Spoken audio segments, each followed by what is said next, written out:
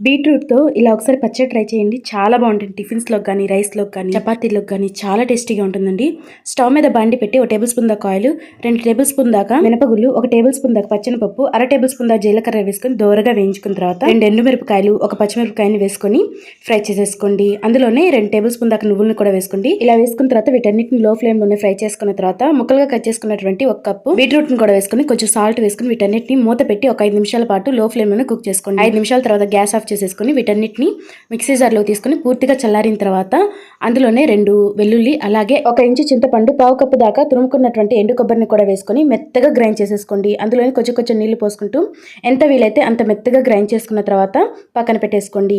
మనం ముందుగా వేయించుకున్న బండిలోనే 1 టేబుల్ స్పూన్ దాకా ఆయిల్, 1 టేబుల్ స్పూన్ దాకా పోపు దినుసుల్ని, 1 ఎండుమిరపకాయ, చిటికెడు ఇంగువ, 1 రెమ్మ కరివేపాకును వేసుకుని దోరగా వేయించుకున్న తర్వాత గ్యాస్ ఆఫ్ చేసి ఆ పచ్చడి అందులో వేసుకుని కలుపుకోవటమే. అంతేనండి, ఎంతో టేస్టీగా ఉంటే బీట్రూట్ పచ్చడి రెడీ.